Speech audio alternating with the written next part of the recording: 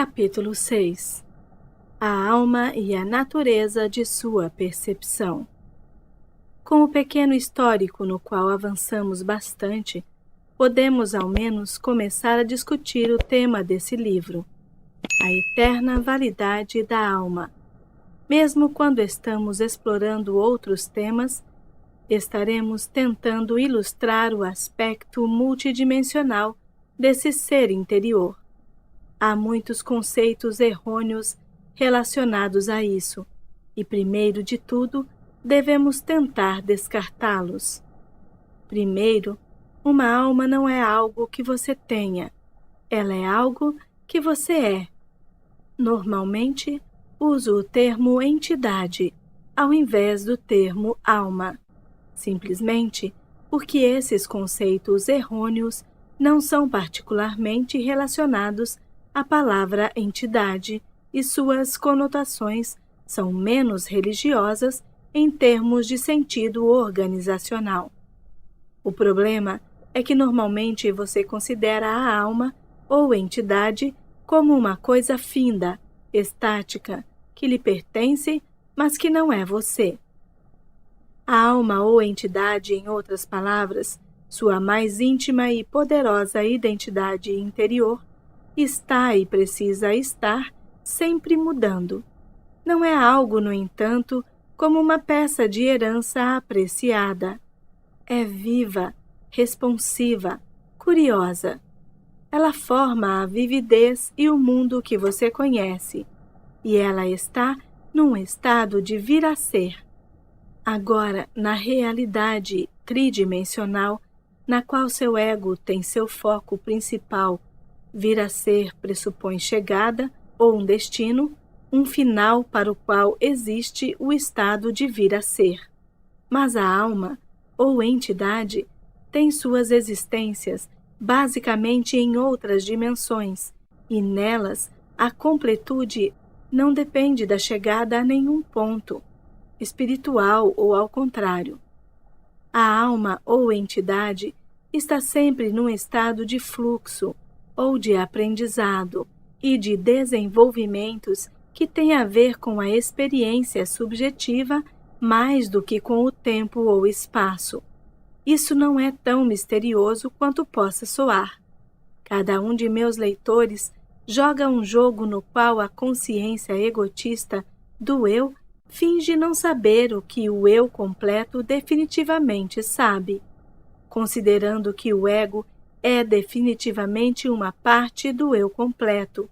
Então, necessariamente, ele deve estar basicamente atento a tal conhecimento.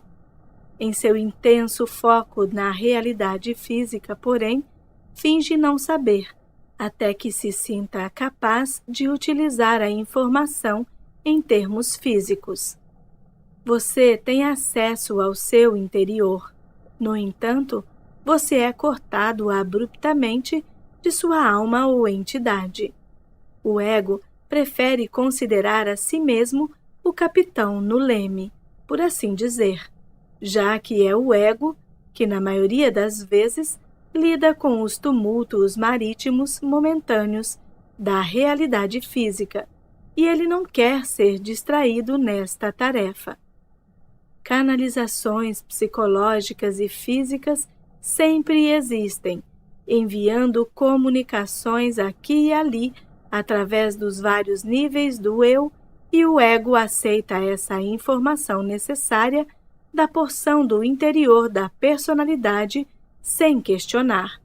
Sua posição, de fato, depende em grande parte dessa aceitação sem questionamento da informação interior. O ego, em outras palavras, o eu exterior que você pensa como seu eu, aquela porção de você mantém sua segurança e seu aparente comando precisamente porque as camadas interiores de sua própria personalidade constantemente o apoiam, mantendo o corpo físico em operação e mantendo comunicação com os numerosos estímulos que vêm de ambos os lados das condições interiores e das condições exteriores. A alma ou entidade não é diminuída, mas expandida através das reencarnações, através da existência e da experiência nas realidades prováveis, algo que explicarei adiante. É apenas porque você tem uma concepção altamente limitada de sua própria entidade que você insiste na quase estéril singularidade. Há milhões de células em seu corpo, mas você chama seu corpo de uma unidade e o considera seu mesmo. Você o forma de dentro para fora e ainda assim você o forma de substância viva e cada partícula mínima tem sua própria consciência de vida. Há partículas de matéria e a esse respeito há partículas de consciência, individuais cada uma delas com seu próprio destino, habilidades e potenciais. Não há limitações para sua própria entidade. Consequentemente, como sua entidade ou alma teria fronteiras, se fronteiras fechariam-na e lhe negariam a liberdade.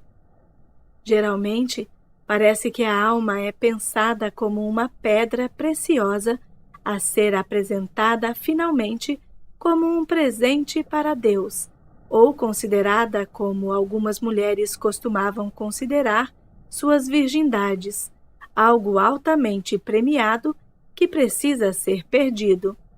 A perda disso significando como um bom presente para quem recebe. Em muitas filosofias, esse tipo de ideia ainda é retida. A alma retornando para um doador primário, ou sendo dissolvida no estado nebuloso de algum lugar entre ser e não ser. Porém, a alma é, em primeiro lugar, criativa. Ela pode ser discutida a partir de muitos pontos de vista. Suas características podem ser dadas até certo ponto, e realmente a maioria de meus leitores encontraria essas características por si mesmos se eles estivessem altamente motivados o bastante e se essa fosse sua principal preocupação. A alma ou entidade é a mais altamente motivada, a mais altamente energizada e a mais potente unidade de consciência conhecida em qualquer universo. É energia concentrada num nível bastante inacreditável para você. Ela contém potenciais ilimitados, mas ela precisa trabalhar sua própria identidade e formar seus próprios mundos. Dentro de si, ela carrega o fardo de todo o ser. Com ela estão os potenciais de personalidade além de sua compreensão. Lembre-se, isso é sua própria alma ou entidade, da qual estou falando, bem como da alma ou entidade em geral. Você é uma manifestação de sua própria alma. Quantos de vocês queriam limitar sua realidade, toda a sua realidade, à experiência que agora você conhece? Você faz isso quando imagina que seu eu atual é sua personalidade inteira, ou insiste em que sua identidade seja mantida inalterada através da infinita eternidade. Tal eternidade realmente estaria morta. Sob muitas formas, a alma é um Deus iniciante, e mais à frente neste livro discutiremos o conceito Deus.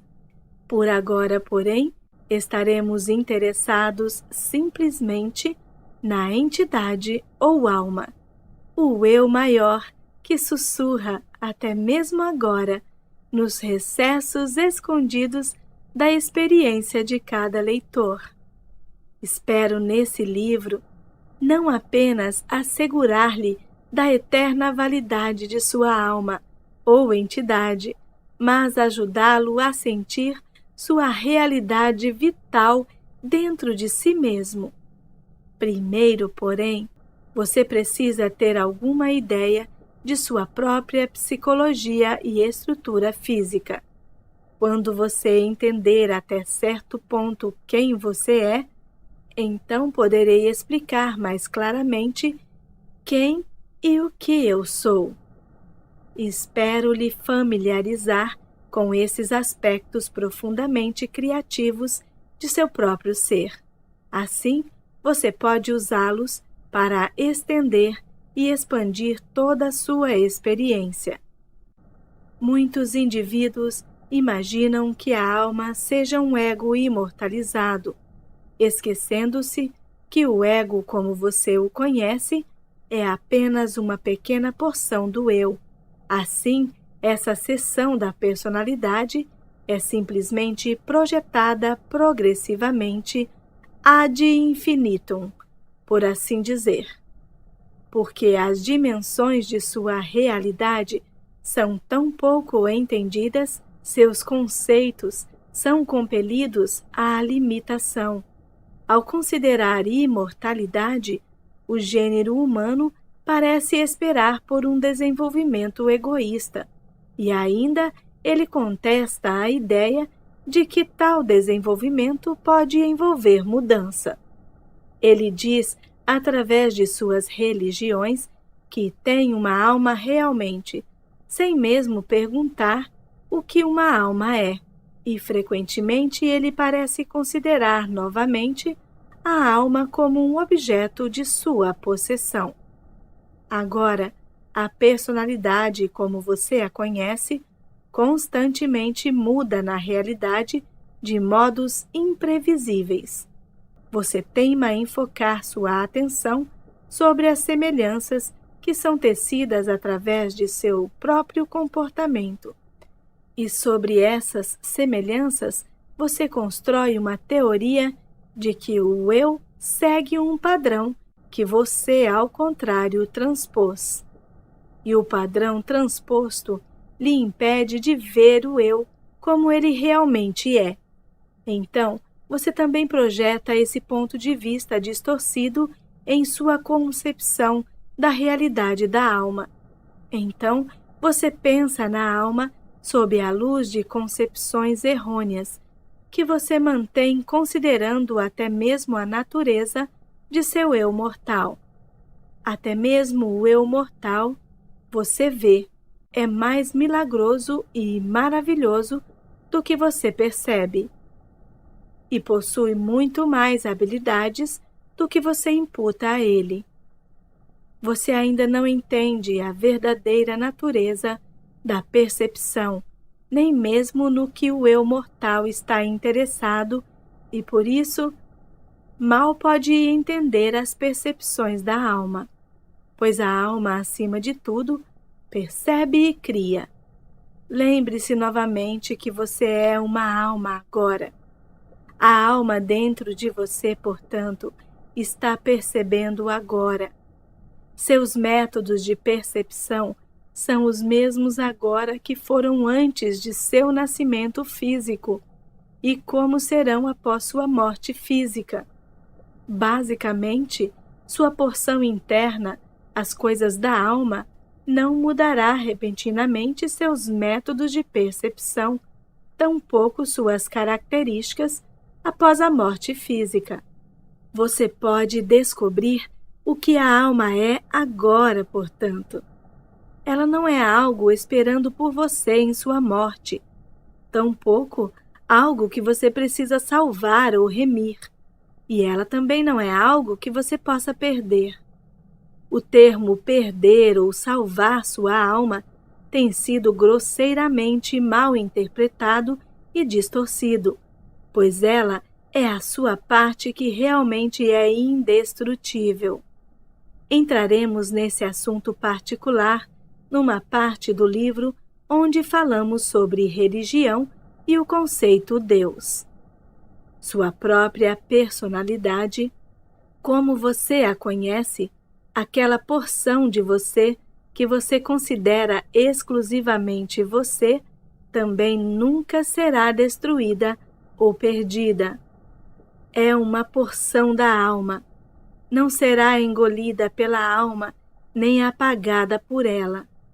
Tampouco pode, ao menos, ser separada. Ela não é, contudo, o único aspecto de sua alma. Sua individualidade, independente da forma como você a pense, continua a existir em seus termos. Ela continua a crescer e a se desenvolver, mas seu crescimento e desenvolvimento são altamente dependentes de sua realização, que, embora seja distinta e individual, é também uma manifestação da alma. Na extensão em que ela entende isso, ela aprende a se desdobrar em criatividade e a usar essas habilidades que são inerentes a ela. Agora, infelizmente, seria muito mais fácil simplesmente lhe dizer que sua individualidade continua a existir e deixar por isto.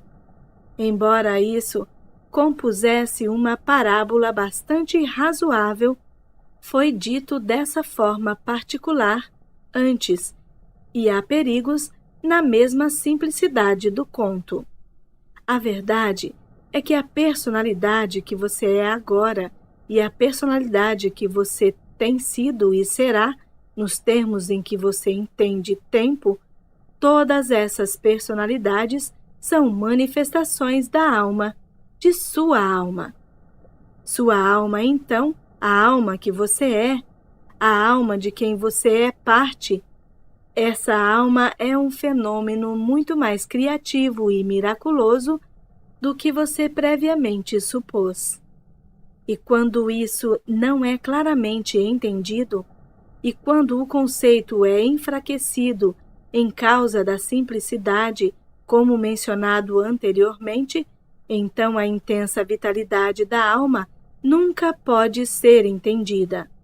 Sua alma, então, possui a sabedoria, a informação e o conhecimento que é parte da experiência de todas essas outras personalidades. E você tem, dentro de si, o acesso a essa informação, mas apenas se você percebe a verdadeira natureza de sua realidade. Deixe-me enfatizar novamente que essas personalidades existem independentemente uma da outra e são partes da alma, e cada uma delas é livre para criar e se desenvolver. Há uma comunicação interna, porém, e o conhecimento de uma está disponível para qualquer outra, não depois de morte física, mas agora, em seu momento presente. Agora, a própria alma, como mencionado anteriormente, não é estática. Ela cresce e se desenvolve, até mesmo através da experiência dessas personalidades que a compõem, e ela é, para ser tão simples quanto possível, mais do que a soma de suas partes. Agora, não há nenhum sistema fechado na realidade. Em seu sistema físico, a natureza de suas percepções limita sua ideia de realidade até certo ponto, porque você propositalmente decide focar dentro de um determinado local. Mas, falando basicamente, a consciência nunca pode ser um sistema fechado, e todas as barreiras de tal natureza são ilusão. Então, a própria alma não é um sistema fechado. Porém, quando você considera a alma, você normalmente pensa nela em tal luz, inalterável, uma fortaleza física ou espiritual. Mas fortalezas não apenas mantêm invasores distantes, elas também impedem a expansão e o desenvolvimento. Há muitos assuntos aqui muito difíceis de expressar em palavras, pois você é tão temeroso de seu senso de identidade que resiste à ideia de que a alma, por exemplo, é um sistema espiritual aberto, um poço de energia de criatividade que se lança em todas as direções, e ainda é realmente este o caso. Digo-lhe isto e ao mesmo tempo o lembro de que a sua personalidade presente nunca é perdida. Agora, outra palavra para a alma é entidade. Veja, não é uma simples questão de lhe dar uma definição de uma alma ou entidade, para ao menos ter um vislumbre em termos lógicos de que você a entenderia em termos espirituais, psíquicos e eletromagnéticos e entendesse a natureza básica da consciência, bem como da ação. Mas você pode intuitivamente descobrir a natureza da alma ou entidade e, de muitos modos, o conhecimento intuitivo é superior a qualquer outro tipo. Uma condição prévia para tal compreensão intuitiva da alma é o desejo de alcançá-la. Se o desejo for bastante forte, então você será conduzido automaticamente a experiências que resultarão em conhecimento vívido, inconfundivelmente subjetivo. Há métodos que o permitirão fazer isso, e eu lhe darei alguns mais ao fim deste livro. Por agora, eis um exercício bastante efetivo, mas simples. Feche seus olhos após ter lido este capítulo neste ponto e tente sentir dentro de você a fonte de poder da qual sua própria respiração e forças de vida vêm. Alguns de vocês farão isto com sucesso na primeira tentativa. Outros podem levar mais tempo. Quando você sentir dentro de si mesmo essa fonte, então tente sentir este fluxo de poder externo através de todo o seu ser físico, através das pontas dos dedos, das mãos e dos pés, através dos poros de seu corpo, em todas as direções, com você mesmo como centro. Imagine os raios seguindo através das nuvens acima e através do centro da Terra abaixo, estendendo-se até mesmo para alcances mais distantes do universo. Agora, não quero dizer que esse seja um exercício meramente simbólico, pois embora ele possa começar com a imaginação, ele é baseado em fatos, e as emanações de sua consciência e a criatividade de sua alma alcançam o externo realmente dessa maneira. O exercício lhe dará alguma ideia da verdadeira natureza, criatividade e vitalidade da alma, a partir da qual você pode tirar sua própria energia e da qual você é uma porção individual e única. Esta discussão não tem a intenção de ser uma apresentação esotérica, com um pouco de sentido prático em sua vida diária. O fato é que, enquanto você mantém conceitos limitados de sua própria realidade, então você não pode praticamente tirar vantagem de muitas habilidades que são suas. E embora você tenha um conceito limitado da alma, em certo ponto você se priva da fonte de seu próprio ser e da criatividade.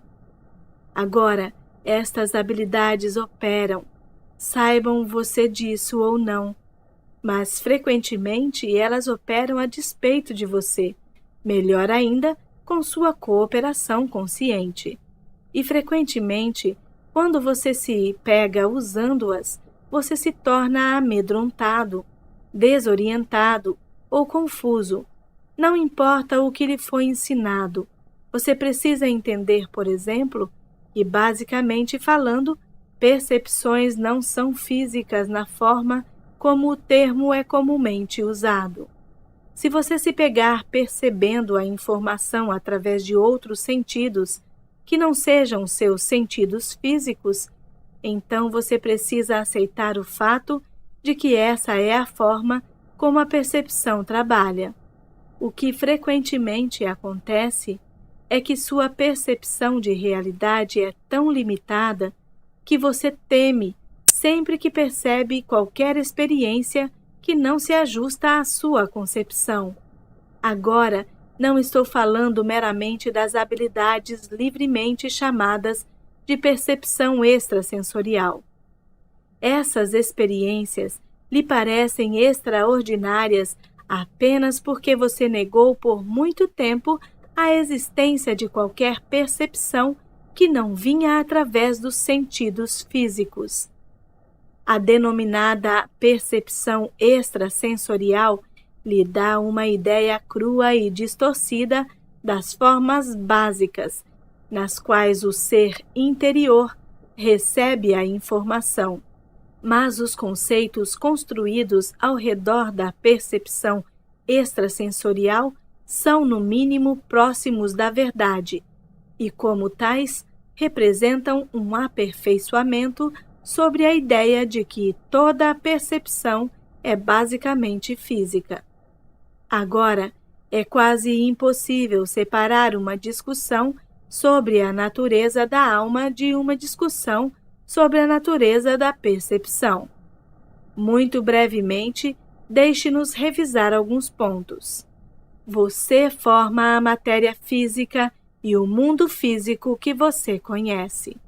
Na verdade, pode ser dito que os sentidos físicos criam o mundo físico, no qual o forçam a perceber um campo disponível de energia em termos físicos e impõem um padrão altamente especializado neste campo de realidade. Usando os sentidos físicos, você não pode perceber a realidade sob nenhum outro modo. Esta percepção física não altera a percepção livre, nata, básica, que é a característica do ser interior, a porção da alma que está dentro de você.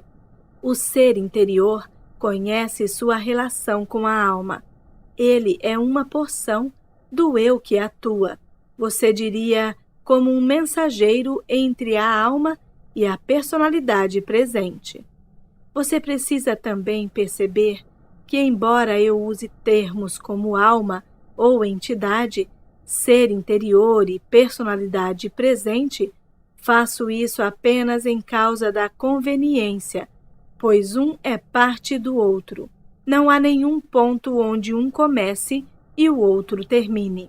Você pode ver isso facilmente por si mesmo, se você considerar a forma com a qual os psicólogos usam os termos ego, subconsciente e até mesmo inconsciente. O que parece subconsciente num instante pode ser consciente no próximo. Um motivo inconsciente pode também ser consciente num certo ponto. Mesmo nesses termos, sua experiência deve lhe dizer que as palavras por si mesmas fazem divisões que não existem em sua própria experiência. Você vê para perceber exclusivamente através de seus sentidos físicos, e ainda assim, você tem apenas que estender suas ideias egoísticas da realidade e encontrará seu ser egoísta aceitando bastante prontamente a existência da informação não física.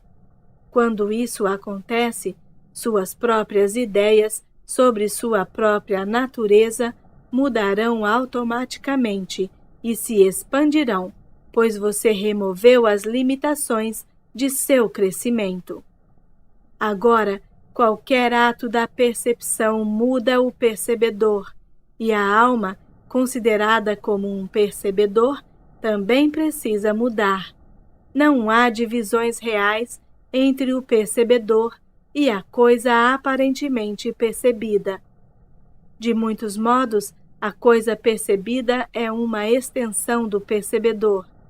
Isso pode parecer estranho, mas todos os atos são mentais, ou, se você preferir, atos psíquicos. Essa é uma explicação extremamente simples, mas o pensamento cria a realidade. Então, o criador do pensamento percebe o objeto e não entende a conexão entre si mesmo e a coisa aparentemente separada.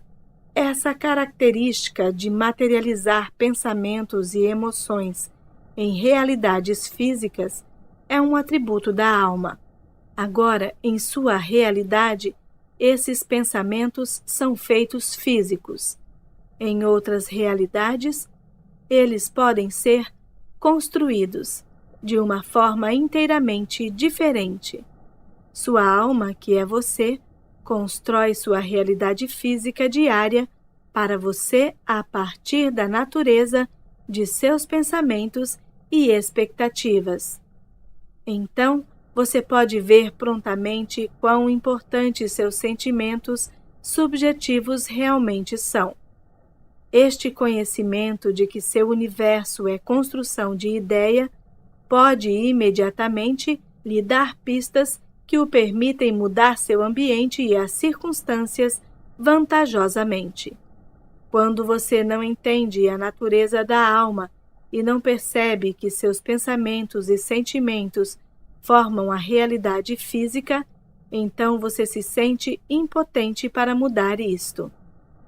Em capítulos posteriores deste livro, espero lhe dar algumas informações práticas que lhe permitirão alterar praticamente a mesma natureza e estrutura da vida diária.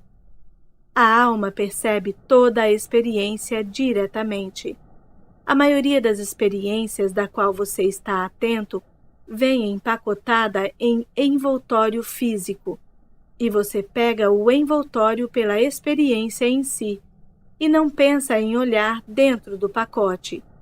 O mundo que você conhece é um de infinitas materializações, deduzido pela consciência, e como tal é válido.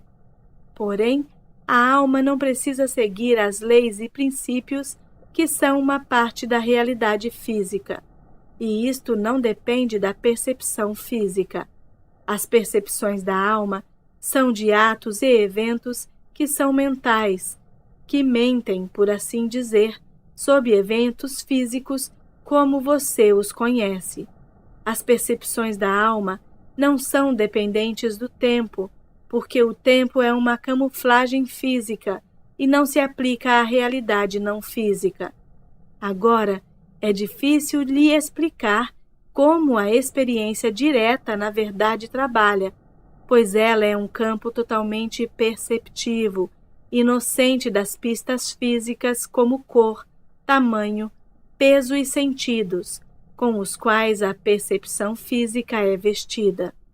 Palavras são usadas para contar uma experiência, mas elas, obviamente, não são a experiência que tentam descrever.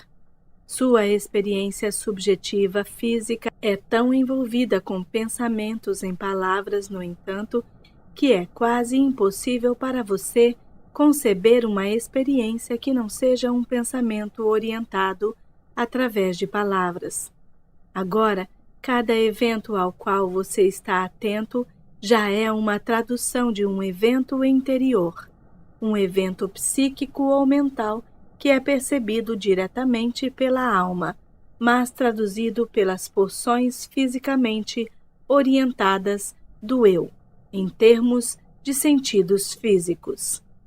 Sem contar que a alma não requer um corpo físico para os propósitos da percepção, que a percepção não é dependente dos sentidos físicos, que a experiência continua, esteja você nesta vida ou noutra, e também que os métodos básicos da percepção da alma estão também operando com você agora mesmo, no momento em que você está lendo esse livro.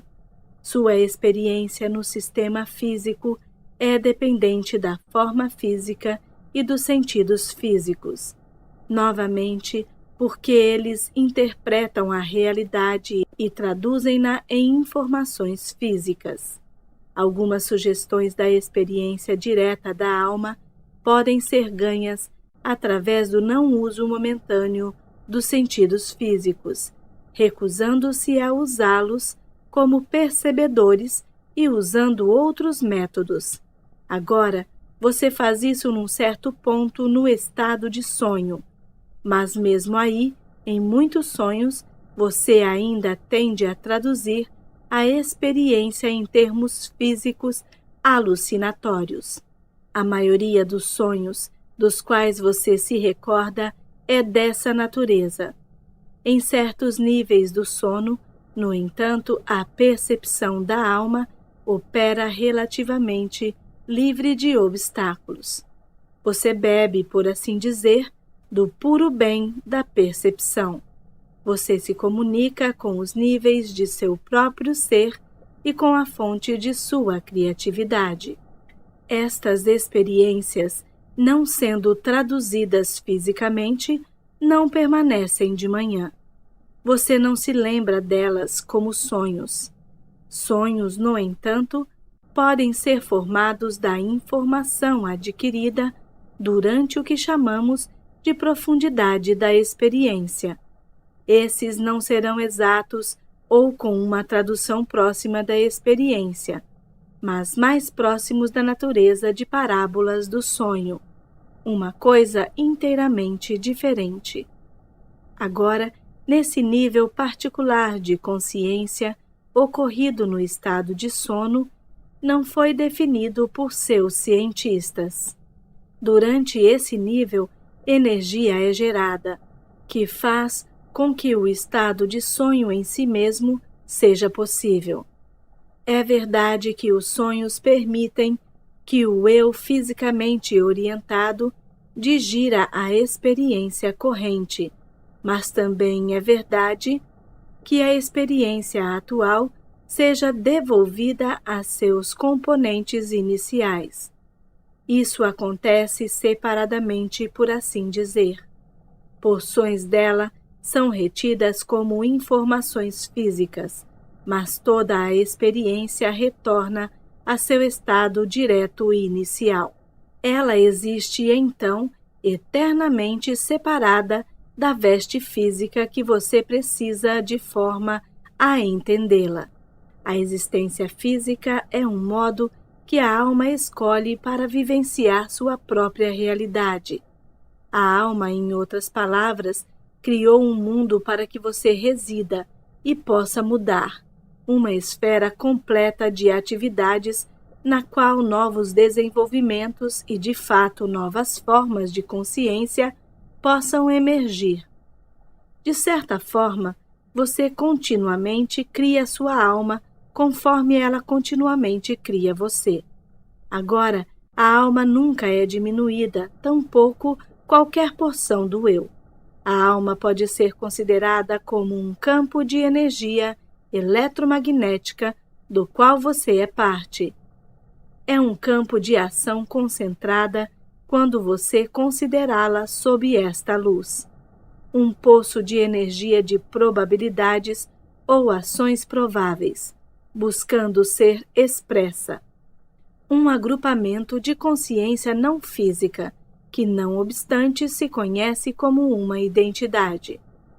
Olhe desse modo.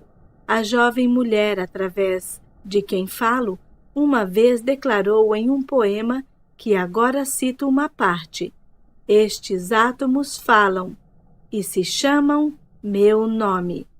Agora seu corpo físico é um campo de energia com uma certa forma, porém, quando alguém lhe pergunta seu nome, seus lábios respondem, mas o nome não pertence aos átomos e moléculas nos lábios que proferem as sílabas. O nome só tem significado para você.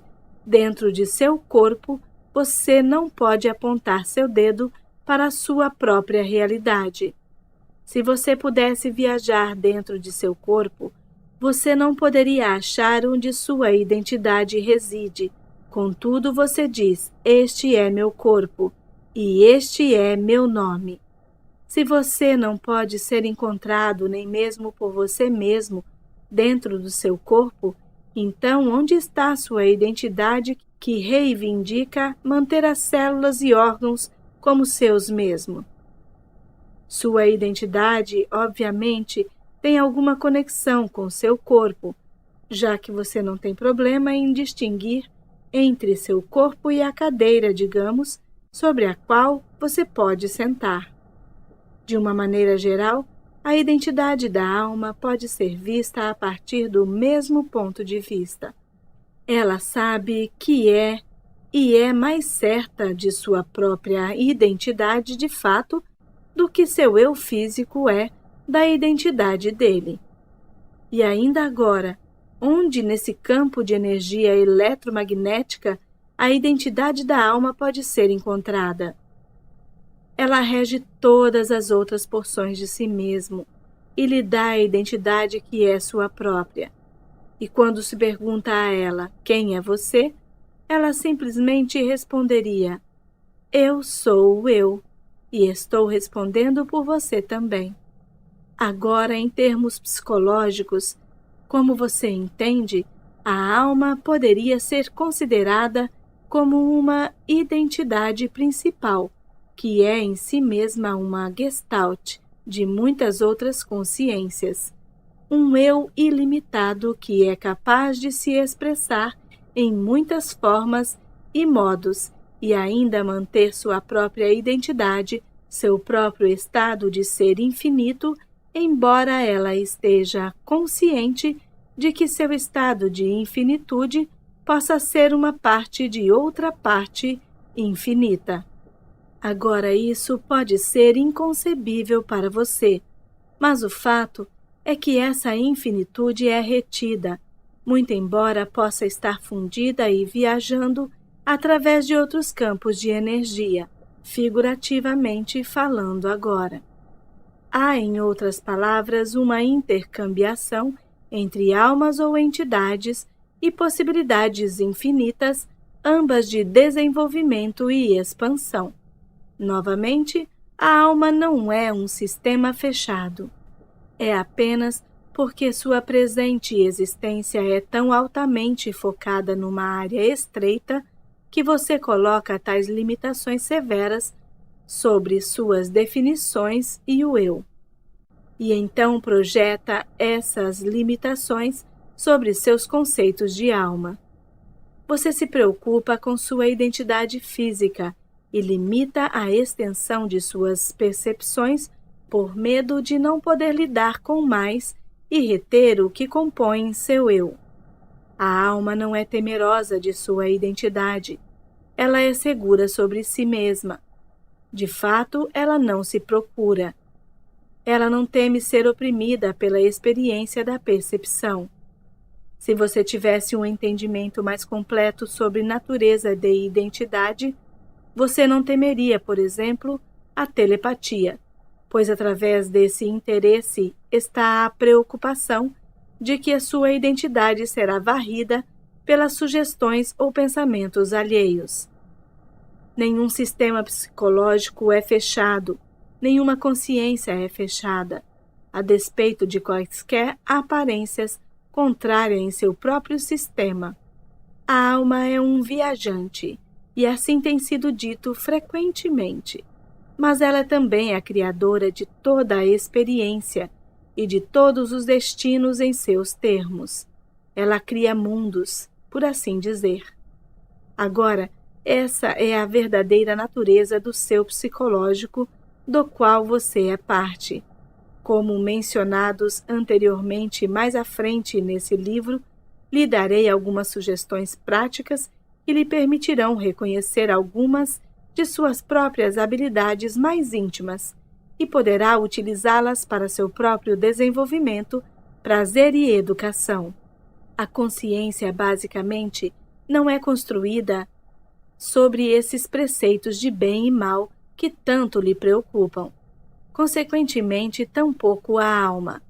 Isso não significa que em seu sistema e em alguns outros esses problemas não existam, e que o bem não seja preferível ao mal. Isso significa simplesmente que a alma sabe que o bem e o mal são apenas diferentes manifestações de uma realidade muito maior. Quero enfatizar novamente que, embora tudo isso soe difícil ao ser dito, fica muito mais claro intuitivamente quando você aprende a experiência do que você é, pois se você não pode viajar dentro do seu corpo físico para encontrar sua identidade, você pode viajar através de seu eu psicológico.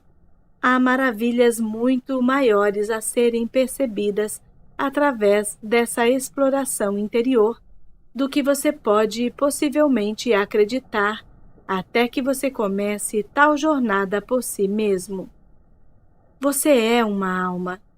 Você é uma manifestação particular de uma alma, e é tolice pensar que você precisa permanecer ignorando sobre a natureza de seu próprio ser.